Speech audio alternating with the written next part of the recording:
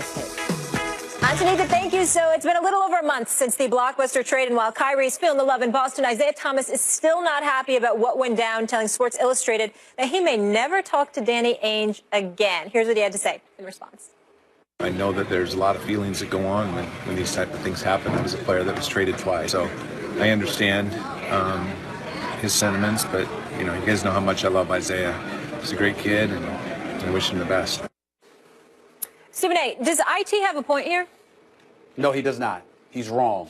Danny Ainge is right. Danny Ainge did nothing wrong here. Danny Ainge is a businessman. He's the general manager. He has to look out for the best interests of the Boston Celtics. I love Isaiah Thomas. He's a miniature dynamo. He was sensational last year. I hope he gets a lot of the money that he wants, but what he thinks he deserves, no. You don't deserve $200 million, which is around the number that Danny Ainge would have had to pay him if he kept him on board. And who did Danny Ainge trade him for? He traded him for somebody who's bigger, better, a champion, okay? And you take all of those things into consideration. It is what it is. And an all-star. Isaiah Thomas is a stud. We get that. He ain't Kyrie. I'm just telling you what I know. And so when you look at it from that perspective, it's perfectly understandable and plausible why Danny Ainge would make the move that he made. It was not personal. And, you know, sometimes you might tell a guy things because a guy is your player until he's not. Not only that, you got to take into account the fact that Isaiah Thomas has that hip injury, and you don't know how he's going to come back from that. But he's looking for his money. Isaiah Thomas's frustrations don't lie in just Boston. As Max pointed out when he had his afternoon drive show in L.A., Max, when you had your afternoon drive show, you repeatedly talked about Isaiah Thomas. Why? Because he was consistently underappreciated and underestimated throughout his career, no matter where he played, Sacramento and other places. So the bottom line is that Sacramento, Phoenix, the list goes on and on. So the fact is, Danny Ainge didn't do that to him. Other teams may have, but Danny Ainge didn't do that. What Danny Ainge said is, I have to look to the future. It's not about right now. It's about what you're going to be 2, 3, 4 years from now. And at 5'9", looking for $200 million with a bad hip, I got an opportunity to get Kyrie Irving. How can I pass that up? That is not for Isaiah Thomas to hate on. And not, by the way, one last point. He's showing that his heart is still in Boston. Now, I'm going to say that it's probably because he's not playing and recuperating, but this is not a good look for you if you're on the Cleveland Cavaliers. What the hell are you worried about Danny Ainge in Boston for? Your mind, your heart, and your focus needs to be in Cleveland with the Cavaliers. This is not a good look for him. Yeah, and because of the hip, he won't play for Cleveland for a hot minute now. And then who knows what it'll be like when he gets back. We all hope he's back to being the great Isaiah Thomas. What an inspirational player in person he is. And look, a lot of athletes like to think of themselves as very intelligent or articulate.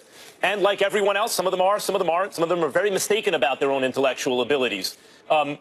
Isaiah Thomas always struck me and strikes me, continues to strike me as a smart, introspective, thoughtful guy. And I think what's happening here when you have someone like that who's obviously able to think about things as a mature adult and as a smart person, as a well-rounded human being, when they make this little sense, you know that emotion is clouding their judgment.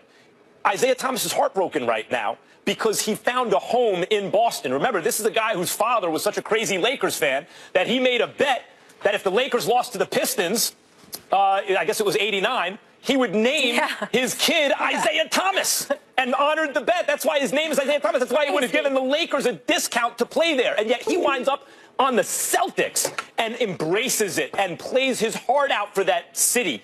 And there are people in Boston who will always remember and love Isaiah Thomas no matter what happens for the way he played for that franchise. I know he's getting paid, although in his case severely underpaid.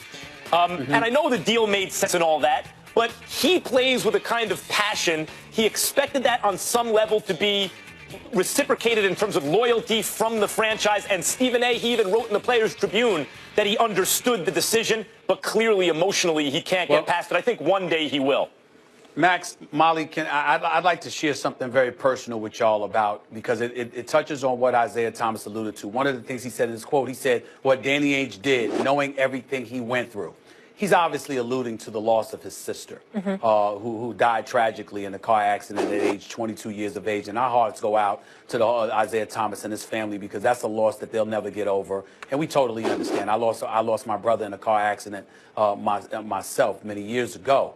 But it's just like what I went through this summer. Let me tell you, I'll never get over the loss of my mother. I cry every day, you know, and I can't thank ESPN and the NBA family and the entire sports community for being there for me the way that they were, with their, you know, heartfelt condolences and the like. I still get it to this very day, even on calls from callers on my radio show and beyond. My point in bringing that up is to say they were there for me. That doesn't give me a license to then turn around and harbor expectations because of what I went through. I still have a job to do, and so do they. And if what I do doesn't work in ESPN's best interest or the NBA's community's best interest, Adam Silver, who reached out to me after my mother passed, and John Skipper, the president of this country, who reached out to me, they're under no obligation to sit up there and look at what misery befell me and my family and moving forward saying, well, we're going to make business decisions based on that. Isaiah Thomas can't expect Danny Ainge to do that. Danny Ainge and the Boston Celtics, even Isaiah Thomas told us, the Boston Celtics were a first-class organization there through every step of the way, from him to the players, to Coach Brad Stevens, to Danny Ainge, to Boston Celtics ownership. They were first class all the way. These are the words of Isaiah Thomas. You don't get to sit up there and say, well, after all you've been through, like Danny Ainge owes that to you, to not trade you for a better and bigger player who happens to be a champion. You can't ask Danny Ainge to do that. That's not fair to Danny Ainge. Respectfully, I say that to Isaiah Thomas, who I love, and he's a great player. But he's not right here. And I don't think it'll permanently be this way. And you're taking what he said literally, and literally, you'd be right. You are right. If that's literally what he means, that's the reason he doesn't want to talk to Danny Ainge. That's one thing, but Stephen A. is, quote. Of course, right. If read literally, you have suffered family tragedy, as have I, as have many people in our audience. And when I think about my own reactions to my own experience in that regard, I became irrationally angry at the world, and that anger would take objects that didn't deserve it sometimes, right? Like you get upset at people because it needs to express itself somehow, and in this case, it's a pretty obvious target for Isaiah because he lost his sister tragically, comes back to the team, plays his heart out for that team, as he did all year under those circumstances, feels he has a real relationship with Ainge, and then Ainge is not only the decision maker, but also the harbinger of bad news. He's delivering the bad news. And so you could understand why that anger takes its spot on, Danny Ainge. Its target becomes Danny Ainge, even though it is irrational in a bigger sense. And I think that eventually Isaiah Thomas will see that because he is a thoughtful guy. Well, I would say this. Your points are valid. Isaiah Thomas's points are valid if Danny Ainge looked him in his face and said, you're not going anywhere. I'm not trading you. We're going to re-sign you. You're everything to this franchise. But I watched Jackie McMullen on SportsCenter yesterday with Kerry Champion. They were talking about how all year long people were speculating in Boston as to whether or not Isaiah Thomas would be back next year. Jackie McMullen, a great Jackie McMullen, said she didn't think he would be, that ultimately she thought he would be traded. These are the kind of things that he was aware of. And if he were aware of that, unless Danny Ainge looked him in his face and lied to him, he does not have a case against Danny Ainge here, because there's nothing business-wise that's wrong about the decision that Danny Ainge made to move him. And there's nothing wrong with it. And that might be the thing, Stephen A. He learned the valuable lesson that it is a working relationship, even though it felt like a family type thing. At the end of the day, it is business, always a working relationship in business. Always. All right, gentlemen, when we come back, Cavs fans will not like the latest coming out of